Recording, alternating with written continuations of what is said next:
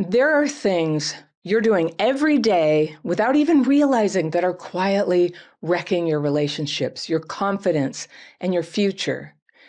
And these aren't dramatic blowups. They're not obvious. They're subtle. They're familiar. They feel normal, even smart, but they're not. They're trauma-driven habits, and they will hollow out your life if you don't stop them. Now, if you've ever wondered why you stay stuck, why you always end up alone or broke or overwhelmed, no matter how much you try to fix things, this is why. If you're tired of self-sabotaging, you need to hear this. Now, when you grow up with trauma, especially neglect, chaos, abuse, your brain and your body start to run a program. You figure out, like as a kid, what will keep you from getting hurt? What will keep people from leaving? What will keep you invisible or useful or numb? And you adapt, right? You cope, you survive. But those same habits, the ones that got you through childhood, are now the exact things that are sabotaging your adult life. And they show up everywhere, in how you talk to people, in how you manage money, in your work, in your relationships, your emotions, your habits, your isolation. And if you don't call them out, they will keep running the show. Just quietly, but relentlessly.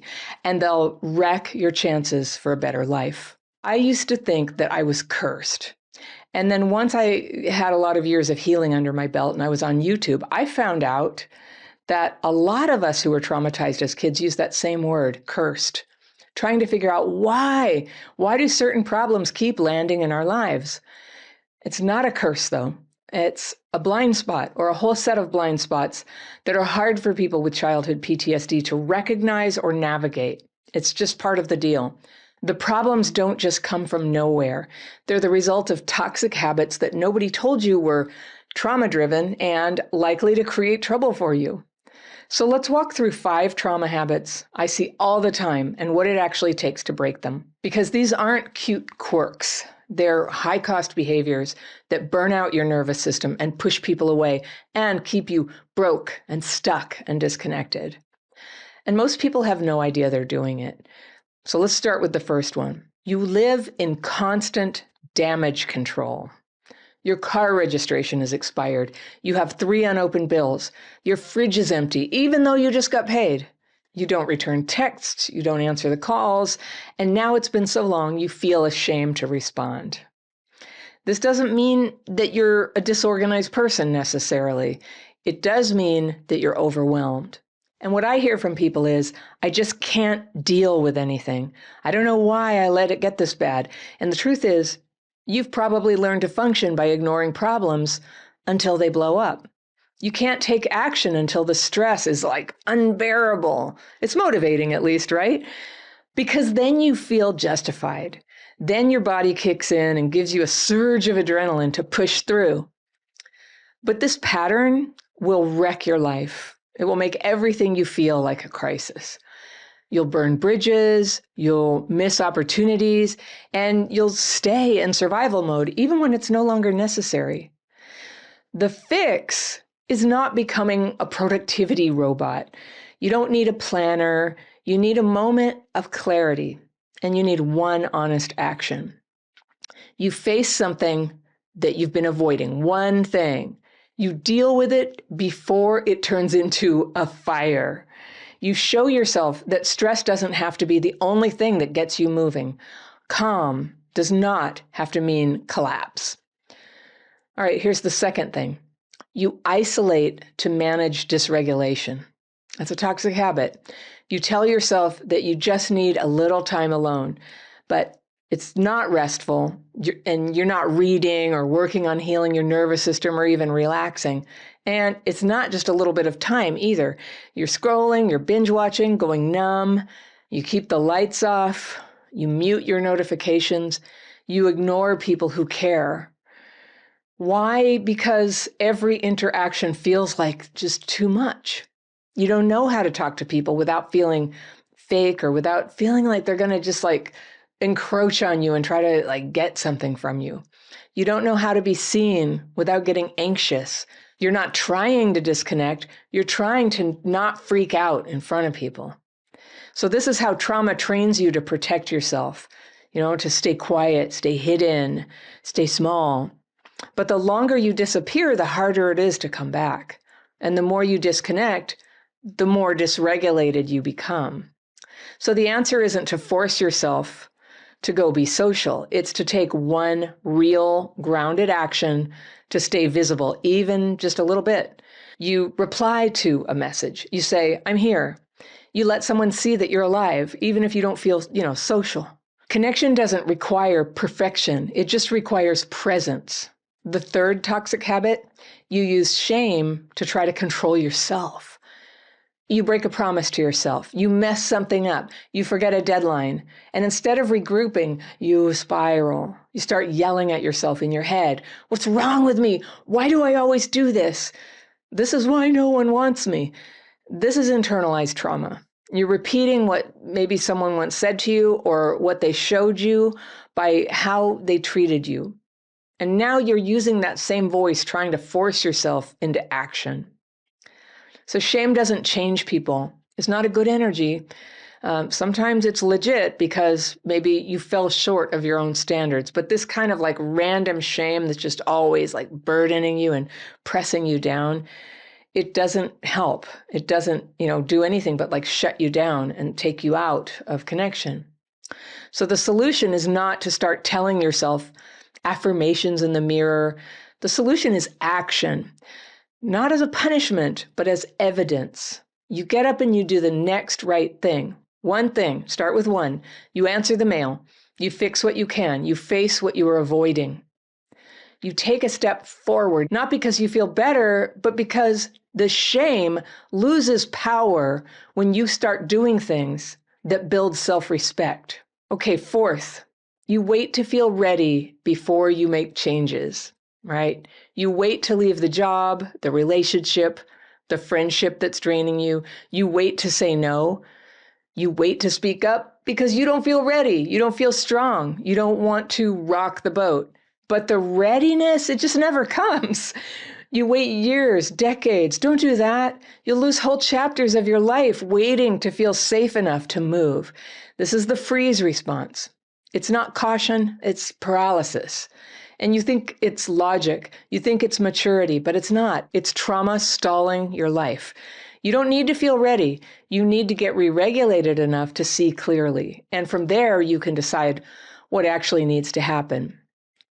You might not need to leave everything. You might just need one hard conversation. You might just need to stop lying or stop pretending. And once you get grounded enough to tell the truth, you stop living in wait mode.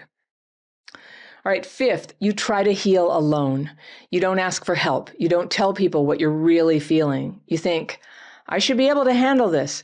You keep your struggle private and you convince yourself that it's noble. But it's not noble, it's just trauma. It's shame disguised as self-sufficiency, and it's probably been reinforced for years. Maybe you learned early that telling the truth made things worse. Maybe you were punished for being vulnerable. Maybe nobody showed up when you needed them, so you stopped reaching out. So you isolated.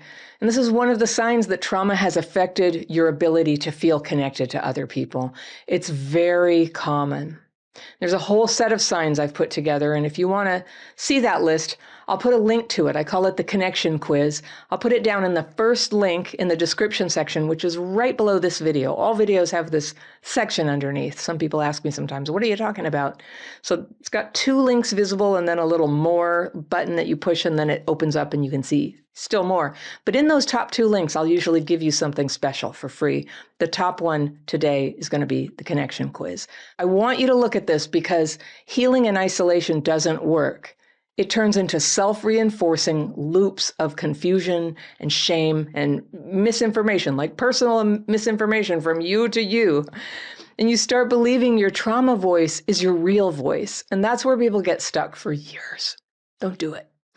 You don't need 100 people. You don't need a big scene, but you need someone who hears you, someone who mirrors you back to yourself with compassion and honesty. That's how you start to see where the trauma ends and where you begin. So why are these habits so sticky? Because in the past, they worked.